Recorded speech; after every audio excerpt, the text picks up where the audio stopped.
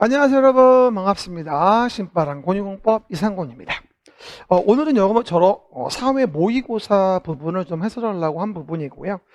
이 부분에 대한 것들 우리가 문제를 보시면 이제 6월 달이잖아요. 그래서 좀 어려운 문제를 내야 되는가 아닌가 싶은 생각이 들집니다만, 여러분들이 어려운 걸 아는 게 중요한 게 아니에요. 쉬운 거를 정확히 하냐가 중요한 것이기 때문에 이렇게 많이 어렵지는 않게 냈어요. 근데 또 이렇게 또 어렵지 않게 냈어요 그러면 또 점수 안 나오신 분들은 그래도 못 맞추는 건 마찬가지네, 이럴 수 있거든요. 너무 실망하지 마시고, 매번 제가 설명드립니다만 모의고사는 맞추려고 본다기보다는 틀리려고 본다라고 이해하시면 마음이 편해요.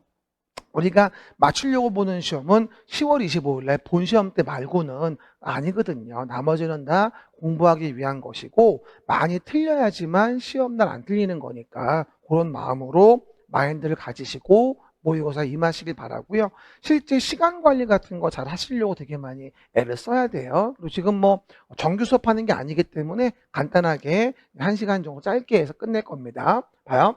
일단 국토의 계획 및 이용에 관한 법률이라고 나와 있고요. 여기서 빵꾸에 들어갈 내용이라고 나와 있는데, 제가 봤을 땐 이 문장 아주 빈출로 보입니다. 지금 공간 재구조화 계획에 대한 부분이 새로 추가됐기 때문에 나오는 부분인데 분명히 나온다고 보고요. 포인트는 뭐냐면 완화하는 용도 구역이에요. 완화하는 용도 구역에 효율적 계획적 관리를 위해 수립하는 계획을 말하는 거라서 공간 재구조화 계획이라고 얘기하는 거고요. 아마 제가 출제위원이어도 아마 첫 번째 문제에 대한 용어에 대한 부분은 공간 재구조화 계획이라는 걸 답으로 해서 내지 않을까 싶은 생각이 듭니다. 분명히 물어볼 얘기니까 별표 좀 하시고 꼭 좀 봐주기 바랍니다. 주시기 바랍니다. 뽑으시고 답은 5번이 되어지겠죠. 두 번째, 광역도시계획, 도시기본계획, 도시관리계획에 대한 설명이다. 빵꾸에 들어갈 내용이 뭐냐? 옳은 걸 물어본 건데요. 요거는 기초조사 정보체계 구축에 대한 부분의 변동상 확인 반영 얘기하는 거예요. 5년마다 얘기하는 부분이고요. 그 다음에 기본적으로 뭐 기본계획이건 관리계획이건 간에 타당성 전반 재검토에 대한 부분이라고 한다면 5년마다 얘기하는 거고, 그리고 관리계획 결정 효력이라고 하는 것은 지형도면이라는 걸 고시한 날부터 발생하는 거죠. 뭐 아주 뭐 기본 중에 기본의 내용이니까 이런 거는 틀리시면 안 되죠. 그리고 다음날 나오면 안 된다는 거 알고 있죠? 효력 발생은 지형도면 고시한 날이 되어져서 4번 정답으로 볼 수 있겠죠. 83번, 지구 단위 계획의 구역으로 지정하여야 하는 것. 이 문제 포인트는 지정해야 하는 거에 대한 사유를 물어본 거라고 이해하시면 좋을 거예요. 제가 뭐라고 했냐면 정비구역과 택지개발 지구에서 정태가 사업이 끝나고 10년이 지났다 정태가 지정해야 한다고 했고요. 또 시강화 조정구역과 공원에서 해제되어지는 게 30만 제곱미터 이상인 지역이라고 한다면 지정하여야 하는 거니까 지정하여야 한다에 대한 지문에 대한 것들 놓치지 않도록 해서 정비구역 30만이라고 되어 있는 3번 답으로 보시면 될 것 같아요. 어쨌건 지구단위 계획구역으로 지정하여야 하는 건 필수 암기 사항이거든요. 하여야 한다. 84번.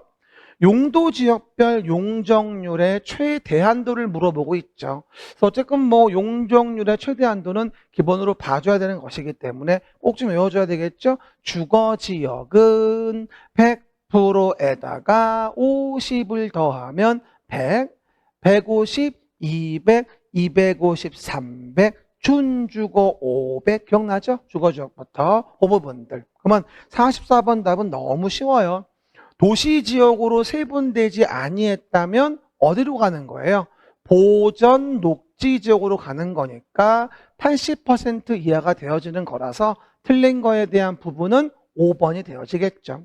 그리고 일반 공업이면 350이고요. 유통상업이면 중일 유군이니까 1100이고 3종 일반 300에 1종 전용 100%니까 답은 5번이죠.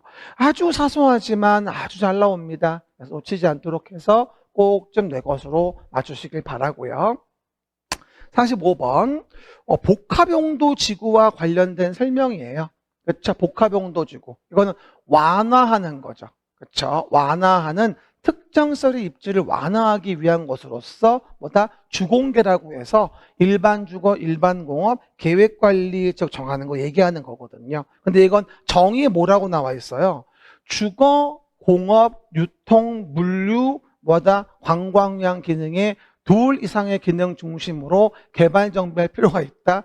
이건 복합용도지구가 아니라 복합개발진흥지구잖아요. 그렇죠? 참 많이 헷갈려요. 요번에 복합이란 말이 많이 있어가지고 복합용도지구, 복합개발진흥지구, 뒤에 나오게 될 복합용도구역 여러 가지 있으니까 의의에 대한 부분 놓치지 않도록 하고 나머지는 다 옳은 내용이니까 한 번 정도씩 읽어봐 주시기 바랍니다. 정답은 1번이 되어지고요. 46번입니다. 국토계획법령상 특별시에서 성장관리계획구역 정할 때 성장관리계획을 수립해야 한다. 그에 대한 뭐다? 해당하지 않는 것이 뭐냐고 나오죠.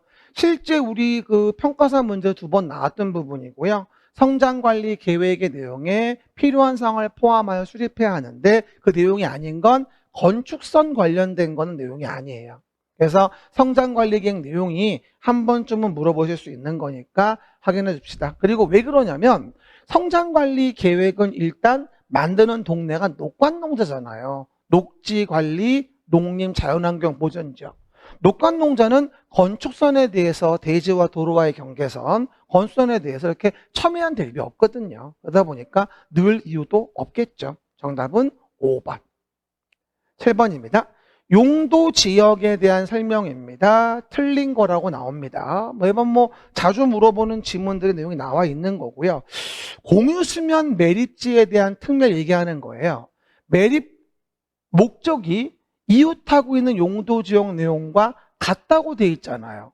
같으면 특례가 인정되어지니까 도시관리 계획으로 결정해야 한다가 아니라 매립의 준공인가를 간주하는 거잖아요. 그리고 하천도 아니고 바다를 얘기하는 부분인 거고요. 정답은 1번이 되어지겠죠. 어쨌든 용도지역 지정 특례에 대한 부분인 거니까 확인해 보시면 되고 아래 내용들은 다 설명드린 옳은 지문들 되어지겠습니다. 48번. 도시혁신구역하고 도시혁신계획에 대한 설명이 있는데 이건 완전 중요하죠.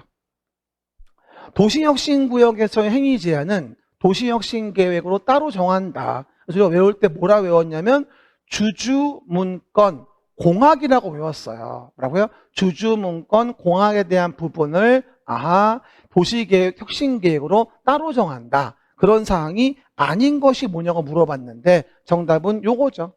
자연유산 관련된 부분에 대해서는 공동심의 거쳐서 완화하는 것이지 도시혁신계획으로 따로 정할 수 있는 건 아니죠. 지금 뭐가 주주문건 공학, 주택법, 문화예술진흥법, 도시공원, 학교. 특히 도시공원과 학교에 대한 부분이 원래 개정 전에 없던 건데 들어간 거니까 주주문건 공학 총 6가지 기억하시면 되고 5번에 대한 부분은 나중에 도시계획위원회와 각종 그 위원회가 공동심의해서 완화하는 거지 도시혁신계획으로 제한을 따로 정할 수 있는 건 아니죠. 이건 꽤 가능성이 있어요. 작년 평가상 문제기도 했고요. 그래서 정답은 5번으로 볼 수 있겠죠.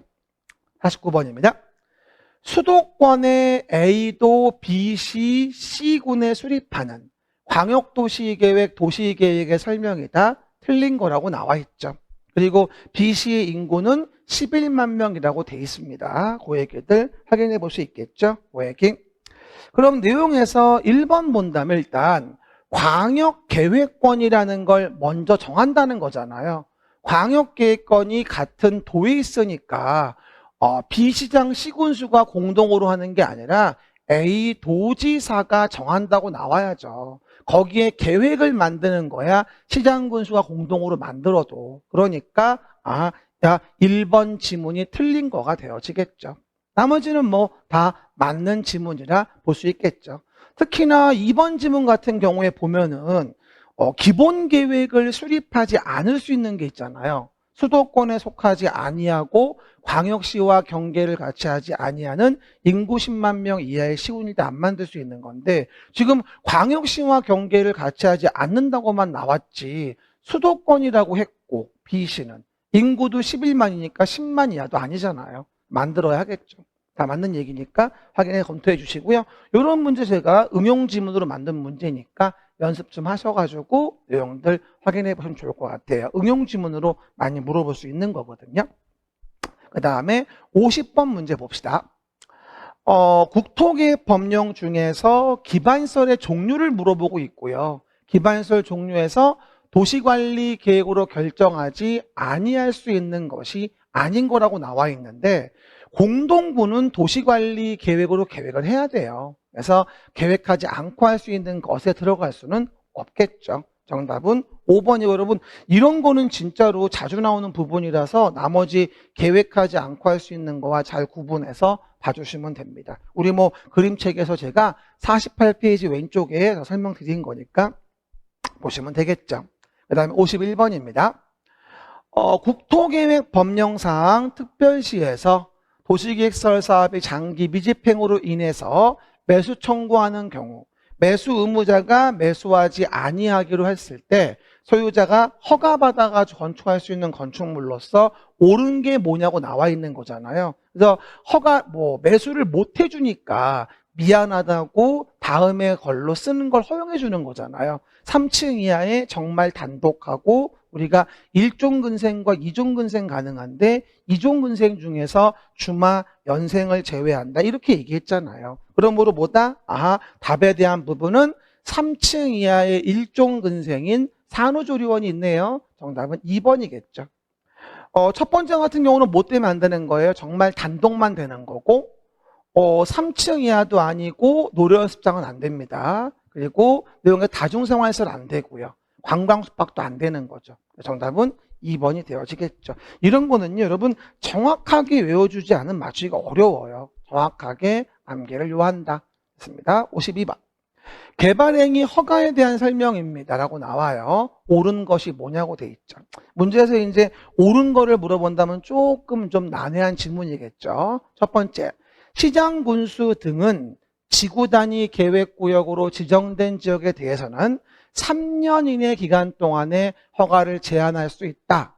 제한 기간을 연장할 수 없다. 연장되죠. 연장한다면 심의 없이 한 차례 2년이죠. 심의 거치지 아니하고 한 차례 2년 내에 연장할 수 있잖아요. 두 번째, 해당 지방자치단체 조례로서 공공단체가 시행하는 개발행위라고 한다면 공공이니까 보증금을 예치하게 할 수는 없죠. 세 번째, 허가권자는 지구 단위 계획을 수립한 지역에서 하는 개발행위라면 이미 심의를 거친 거라 또 심의는 거칠 필요가 없다고 여러 번 얘기했거든요. 잘 나오는 부분이에요. 그래서 3번도 X가 되어지고 4번, 허가받은 자가 행정청이다. 그럴 때 허가를 받은 자는 그에 기속될 공공시설 처분으로 인한 수익금을 도시계획 사업의 외의 목적으로 사용하면 아니 되니까 옳은 거를 고르는 문제라서 정답은 4번이 되어지고요. 5번, 개발행위 허가를 받은 자가 행정청이 새로운 공공시설 설치했을 때 새로 설치된 공공시설은 시설을 관리할 관리청에 유상기속? 유상으로 기속되면 아무도 안 받으려고 할걸요. 그래서 무상기속이다라고 이해해 볼 수 있겠죠. 그리고 문제를 보면서요. 해설지에 보면 이제 난이도 표시가 된단 말이에요. 상중하. 그 중에 학급 레벨이라고 내는 게 한두 개쯤 되는데 그 학급 레벨의 문제는 틀리지 않도록 애쓰는 게 너무 중요하고 틀렸어도 학급 레벨은 다시 잘 관리해 줘야 돼요. 어려운 거는 뭐 맞추라고 준 거 아니니까. 자꾸 얘기해도 제가 실제 시험 문제 가면 우리 맞추지 말라고 내는 게 10개가 넘어요. 그런 거는 읽을 필요도 없어요. 그렇죠? 항상 시험 볼 때 시험 보는 어떤 태도나 스킬 이런 거를 연습하셔야 됩니다. 도시개발 채권에 대한 설명이다 틀린 거라고 나오죠. 도시개발 채권 나올 때가 됐죠. 우리가 시도지사가 비용 확보, 자금 조달을 위해서 행정 승인을 받아 발행하는 걸 얘기하는 부분인데 답은 4번이죠. 소멸시효는 원금 5년에 이자가 2년이 되어지겠죠. 앞뒤가 바뀌었네요. 원금 5년, 이자 2년 확인할 수 있겠습니다. 답은 4번. 이건 맞춰야 됩니다. 그 다음에 내용에서 54번. 도시개발법령상 국토교통부 장관이 도시개발구역을 지정할 수 있는 사유, 얘도 중요하죠.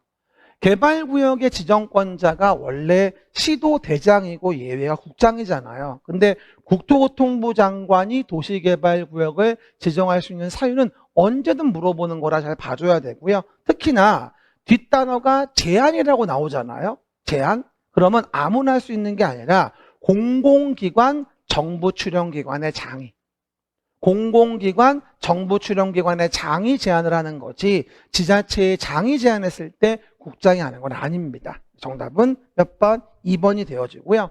뭐 뒷부분 단어가 요청이라고 나오면 관계 중앙행정기관장의 요청이니까 산업단지를 만들기 위한 산업통상자원부 장관 요청이 있다면 이건 관계 중앙행정기관장 요청이라서 맞는 지문인 거예요. 그렇죠? 정답은 2번이 되어지고 참 중요합니다. 그래서 국장 지정 사유는 꼭 좀 외워줘야 할 중요한 부분입니다. 55번. 보류지 채비지에 대한 설명이죠.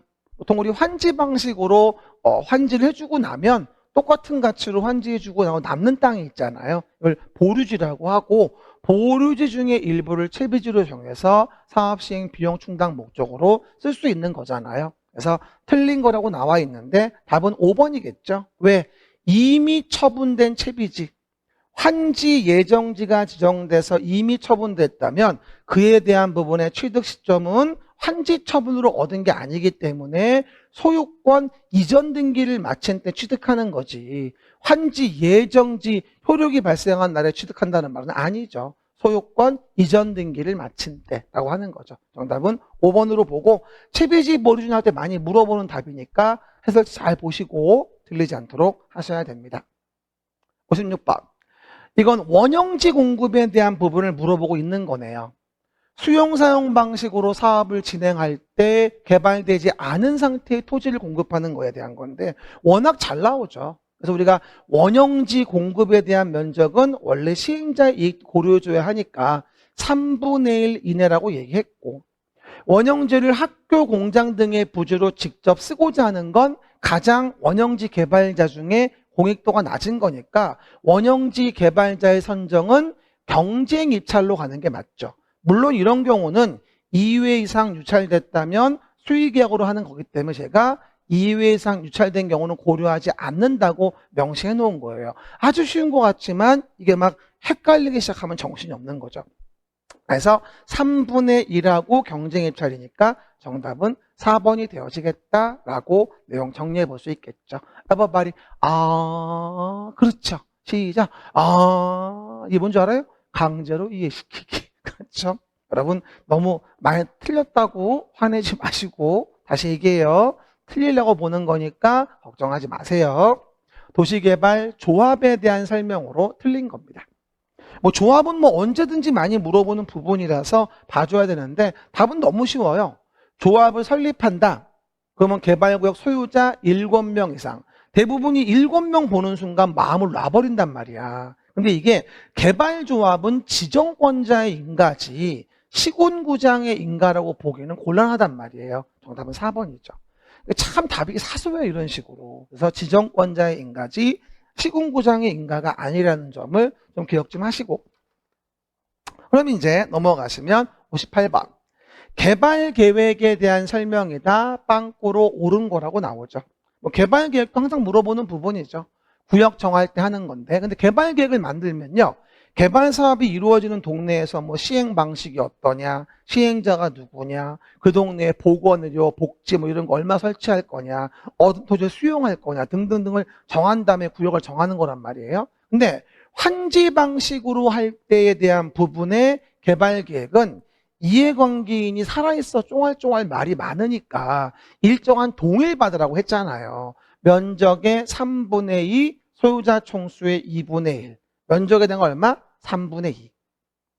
그리고 지정권자는 개발 사업을 환지 방식으로 시행하려고 개발 계획을 수립하거나 변경한다면 그런 동의를 받는데 동의를 받을 필요가 없는 경우가 있잖아요.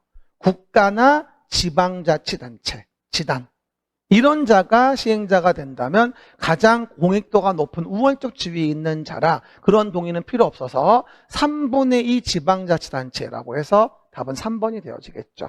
아주 간단하면서도 아주 허를 찌르는 문제들이죠. 저 실제 시험 문제 나올 때 이런 유형으로 많이 물어봐요. 그렇죠. 근데 실수만 안 하면 얼마든지 맞출 수 있겠습니다. 정답은 3번. 59번입니다. 도시 및 주거환경정비법에서 토지 등 소유자에 대한 설명으로 틀린 거라고 나와 있는데 작년도에 소유자 정의를 직접 물어보기도 했죠. 그렇죠? 그럴 때 봐요. 5번. 토지 등 소유자는 동의한 자만을 조합원으로 한다. 동의하지 않은 자에게는 매도를 청구할 수 있다. 이건 주거환경 개선 사업이 아니라 재건축을 얘기하는 거죠. 주거환경 개선 사업은 조합이 없어요, 여러분. 그렇죠? 나머지 지문도 워낙들 중요한 내용이니까 한 번 더 단돌이 하시고 내용 정리해 보십니다. 답은 5번이 되어지겠죠. 60번. 도시 및 주거환경 정비법령상 조합 설립에 대한 설명이라고 나와서 틀린 거라고 나와 있습니다. 정비조합에 대한 부분도 굉장히 중요한 부분이긴 하죠. 근데 요번에 여러분 개정된 게 있잖아요. 일단 재건축 진단의 시기에 대한 부분에 대한 게 정비계획 수립 시기 도래한 때부터 사업시행계획 인가 전까지 그렇죠? 통과돼야 된다는 얘기고 그리고 추진위원회가 원래는 정비구역 지정된 이후에만 만드는 거였지만 지금은 여러 가지 계획에 제한이나 요청 등이 있는 경우 등일 땐 구역 지정 전이어도 우리가 추진위를 만들 수 있다는 거. 사업의 효율적 시행과 지연 방지를 위해서. 그게 새로 들어온 지문이라서 전 요즘은 괜찮은 것 같아요. 꽤 중요해 보입니다. 첫 번째, 조합 설립 추진위원회는 정비구역이 지정고시가 된 지역을 대상으로 구성하여야 하며 구역 지정고시 이전엔 구성할 수 없다. 옛날 얘기죠. 요즘은 아주 괜찮은 것 같아요. 내가 내고 감탄했어요. 그렇죠? 나와줘야 된다. 그래서 이번에 추진위원회에 대한 부분은 구역 지정되기 전이어도 할 수 있는 경우가 있다. 기본 계획을 수립하지 않는 경우라든가 대도시 아닌 시여서 정비예정 구역에 지정이 됐다든가 아니면 정비 계획에 입안 요청과 입안 제한이 있다든가 그를 위한 주민의 공람을 한 적이라든가 이런 경우는 사업 지연 방지를 위해서 구역 지정 전 추진위원회 만들 수도 있다. 정답은 1번이고요. 나머지는 반복된 내용들이니까 읽어보시면 되겠습니다. 그렇죠? 특히나 이 4번 지문에 나오는 재건축 조합 설립의 동의 요건이 바뀌었으니까 아셔야 돼요. 각동 과반수의 전체에 대한 부분의 내용이 70% 바뀌었거든요. 각동에서도 모일 때 복리설이면 3분의 1이라는 거 다 개정된 거니까 꼭 좀 기억하셔야 돼요. 맞는 지문이지만 어쨌든 이건 빵꾸의 꼬기로 아주 유력하다라고 한 번 더 강조를 드립니다. 됐습니다. 61번. 재개발 사업에 대한 문제입니다. 재개발 사업에서 시공자 선정 관련된 문제입니다. 요번에 시공자 선정 관련된 부분에 대해서도 여러 가지 좀 바뀐 부분이 있긴 한데 일단 시공자 선정에 대한 총회를 할 때 직접 출석 비율에 대한 부분이 바뀌었어요. 조금. 그렇죠? 과거엔 조문이 없었는데 시공자 선정에 대한 총회는 과반수 직접 출석이고요. 시공자 선정 취소는 20% 이상 직접 출석으로 좀 바뀌었단 말이죠. 그러다 보니까 요 문제 답은 일단 3번이에요. 시공자의 선정이라고 나오잖아요. 이거를 의결하는 총회는 20% 이상의 직접 출석이 아니라 과반수. 이번에 36회 평가사 문제기도 했습니다. 그렇죠? 느낌이 꽤 괜찮아요. 시공자 선정 총회냐, 시공자 선정을 취소하는 총회냐. 시공자 선정 총회이면 과반수 조합원 직접 출석이고요. 그리고 시공자 선정을 취소하는 거라면 이때는 과반수가 아니라 20% 이상이 되어지겠죠. 그거 잘 좀 기억하시면 되겠습니다. 그럼 이제 61번으로 가보죠. 61번.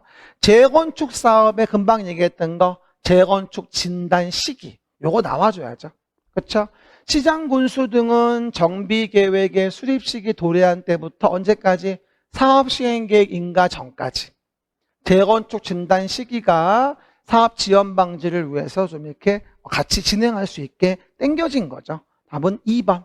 정비예정구역별 정비계획 수립 시기 도래한 때부터 사업 시행계획 인가 전까지. 정답은 2번이고요. 느낌은 아주 괜찮아요. 별들의 전쟁이군요. 그렇죠? 고에게. 63번. 가로에 들어갈 내용으로 옳은 거라고 나와 있죠. 너무 쉽다. 이거 학급 문제죠. 열악하다, 노후불량 건축물 밀집돼 있다, 상업지역과 공업지역의 도시 환경을 개선하기 위한다. 그냥 봐도 이건 뭐예요? 재개발이죠. 재개발. 그 다음에 도로 상하수도 국어 등이라고 한다면 이거는 뭐예요? 정비 기반시설이죠.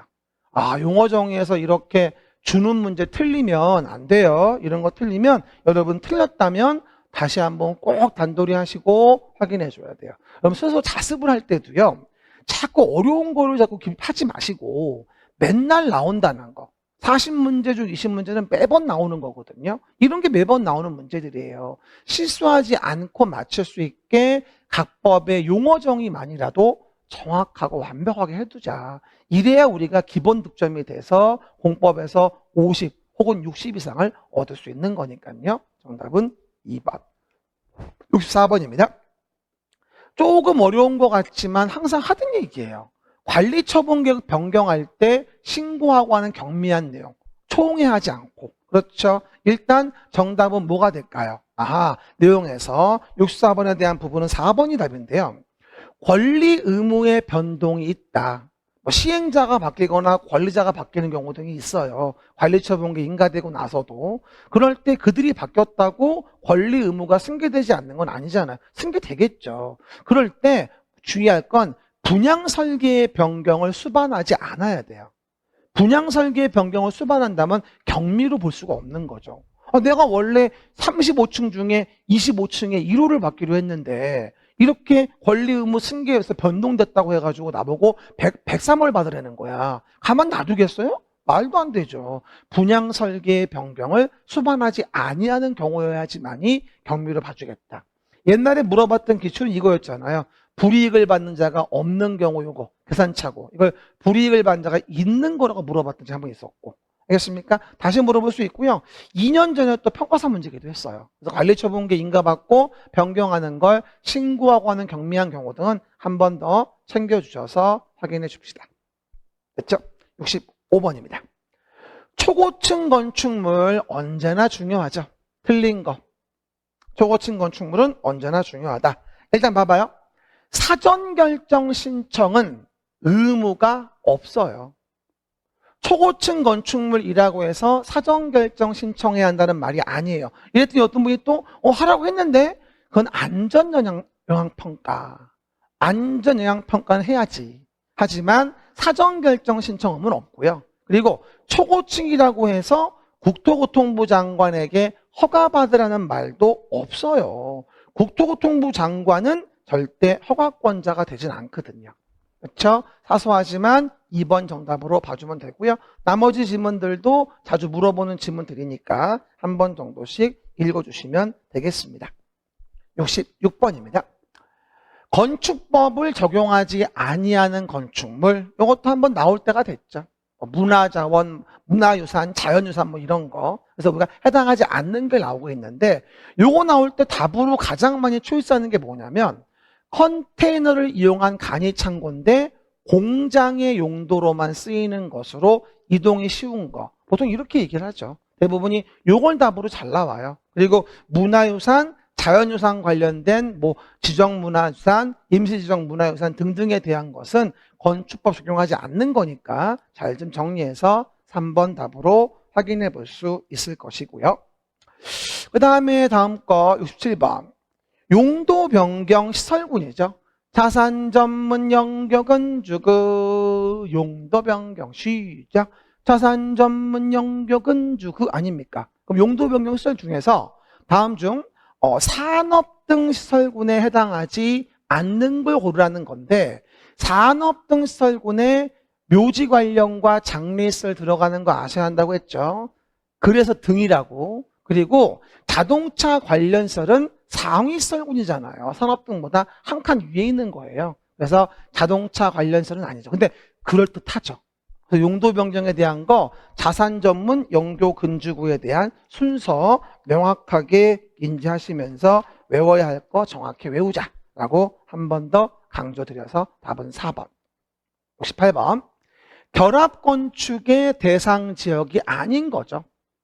결합건축은 뭐예요? 용적률을 통합 적용하는 걸 얘기하는 거잖아요. 여기에 특별 가로구역은 들어가지 않죠. 한번 나왔던 기출이기도 하고 특별 건축구역이죠, 이거는. 그죠? 특별 건축구역이어야 하는 거니까 답은 3번이 되어지고. 69번. 건축법령상 건축에 대한 설명입니다. 틀린 거라고 나오죠. 건축 기억나죠? 신증, 개제이, 신축, 증축, 개축, 재축, 이전이 있지 않습니까? 그 중에서 4번 좀 봐봐요. 재축과 관련된 부분은 천재지변 등에 의해서 멸실됐다. 멸실된 거를 종종 규모 내에 짓는다라고 했어요. 연면적 합계, 동수 총수 높이 종전거 이하. 근데 만약에 법령 조례에 적합하게 높이를 종전 규모를 초과했다? 그래도 이건 재축으로 봐줘요. 그렇죠? 아무래도 재해를 보신 분들이기 때문에 이걸 증축으로 보진 않는 거죠. 그래서 건축물이 천재지변이나 그 밖의 재해로 멸실된 경우로서 법령 및 조례에 모두 적합하게 높이가 종전 규모를 초과했다면 재축의 범죄에 넣어주는 거니까 정답은 4번이 되어지겠다. 연면적 합계 예외가 없겠습니다만 그 얘기죠. 70번. 건축 허가를 취소하여야 하는 경우를 모두 고른 것은 뭐라고요? 건축 허가를 취소해야 하는 것을 모두 고른 것. 그래도 한 번은 나와야 되는데, 그리고 산업 집정활성화 법에 의한 공장 같은 거는 고려하지 않고 연장 고려하지 않는다고 했습니다. 포인트는 취소하여야 하는 사유를 물어본 거예요. 첫 번째, 70번. 국방, 국가유산, 환경, 국민경상 이유로 주무부 장관이 요청을 했다고 나오게 되는데, 이거는 뭐냐면 허가 등의 제한 사유죠. 취소 사유가 아니고. 그 다음 니은번. 허가받은 날로부터 2년 내에 착수하였으나 완료가 불가능하다고 인정된다면 취소해야죠. 그 다음 디귿번. 착공신고 전에 경매로 건축주가 대제 소유권을 상실했다. 그럼 1년 지난 이후 공사 착수가 불가능하다고 판단된다. 1년이 아니라 6개월이잖아요. 지난 이후. 그래서 취소해야 하는 걸 모두 고르시오 이랬으니까 정답은 니은번, 2번인 거죠.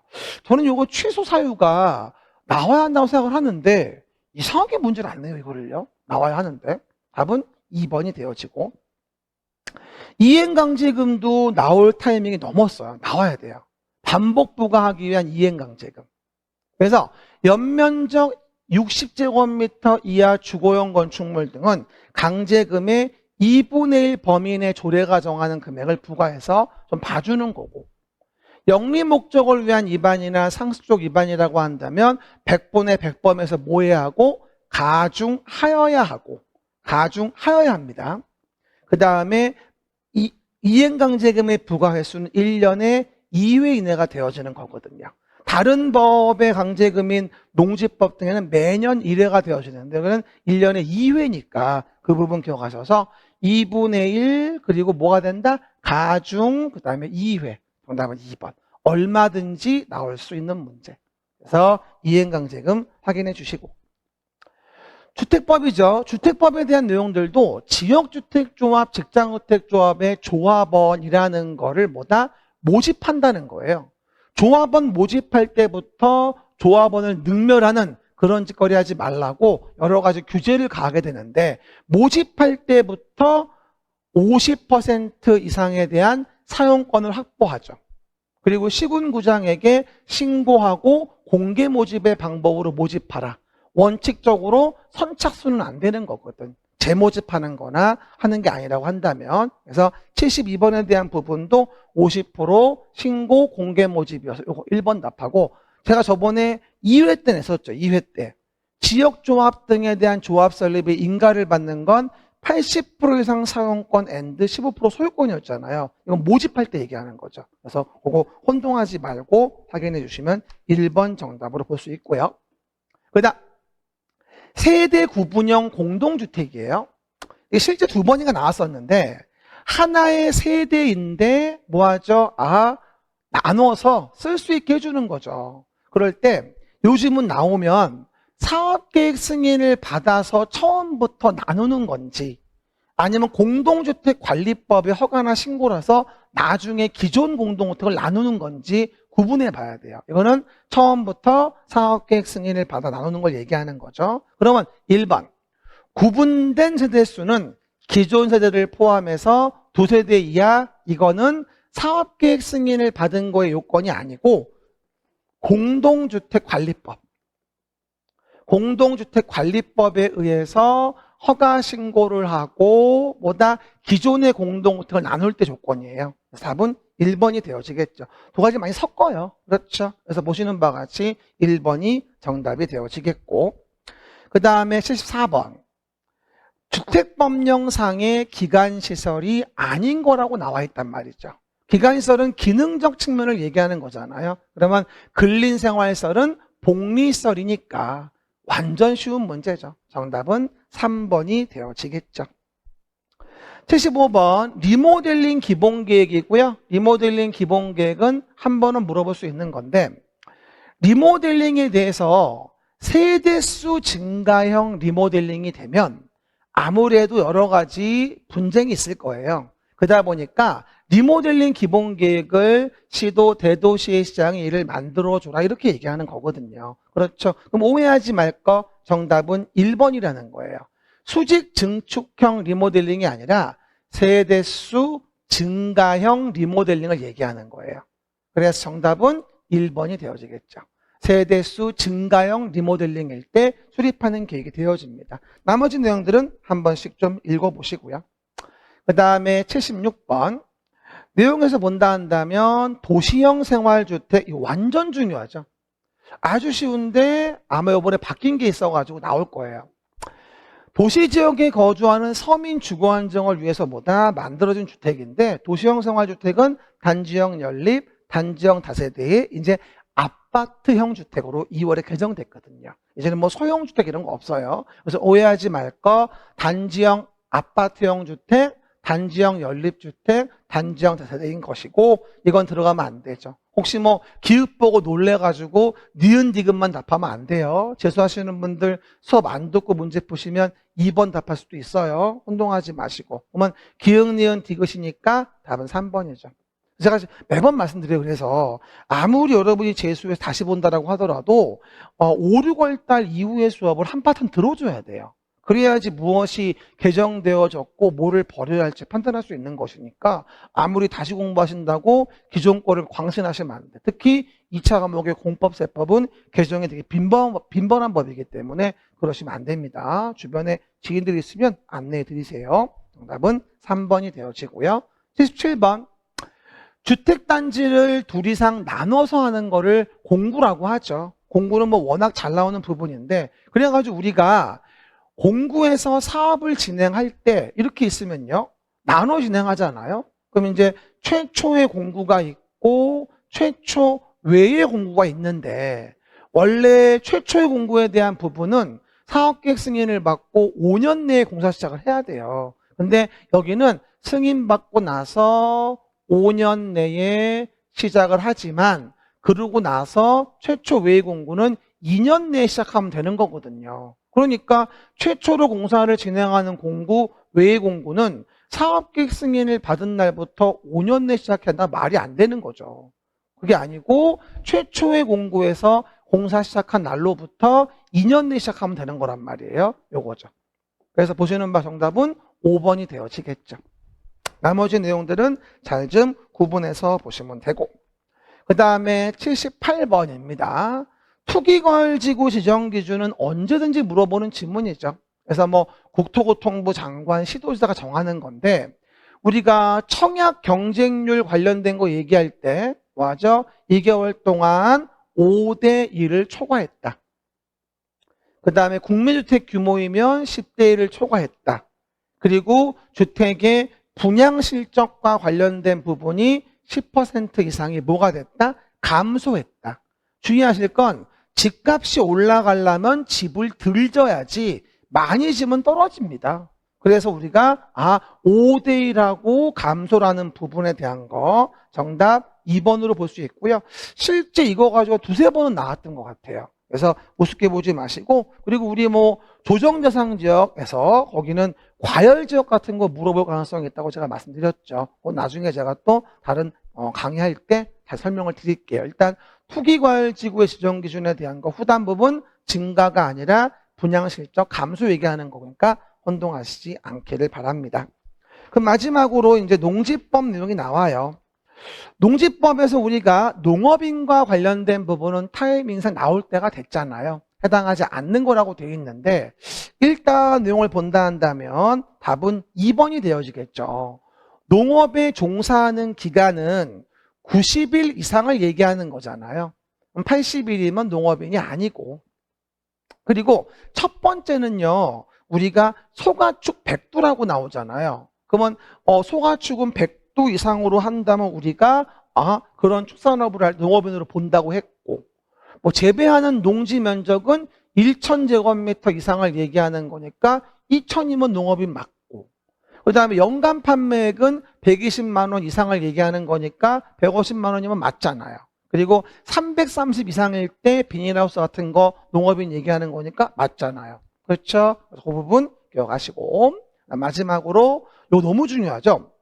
농지 취득 자격증명과 관련된 부분에서 이거를 발급받아 하는 자로 옳은 거라고 나와 있는데요. 매번 얘기하는 게 공공이거나 당근의 냄새가 나면 증명은 안 받거든요. 공공당근 증명 없다인데 국가가 농지를 취득한다라고 한다면 증명받을 일 없잖아요. 공공인데. 그리고 농지 전용 협의는 주무부 장관, 지자체장이 농장과 협의하는 거라 공공이라 증명 안 받아요. 하지만 너무 중요한 게 주말 체험 영농은 탈법 방지를 위해서 이제는 주말 체험 영농 계획서 제출도 해야 되고 거기 증명도 발급받는 걸로 탈법이 엄청 생기면서 개정이 됐어요. 주말 체험 영농에 대한 부분은 주말 체험 영농 계획도 내야 되고 증명도 받아야 된다. 상속에 의한 건 너무나 당연한 거니까 증명받을 이유가 없는 거고, 지자체장은 공공이니까 증명받을 이유가 없는 거죠. 이것도 굉장히 중요합니다. 농지 취득 자격증명 발급 관련 부분에 대해서 주말 체험 영농에 대한 부분은 분명히 한 번은 물어볼 얘기입니다. 또 문제가 또 쉽다면 쉽고 어렵다면 어려운 문제입니다만 사실은 그렇게 어려운 질문은 많이 잘 안 넣었어요. 그러니까 여러분들이 잘 보시고 학급 문제 같은 거 실수하지 않게 하시면 되고, 제가 장담을 하건데 요번에 본 사회 모의고사에서 적어도 20개는 나올 거예요. 그렇죠? 안 나오면 전화하세요.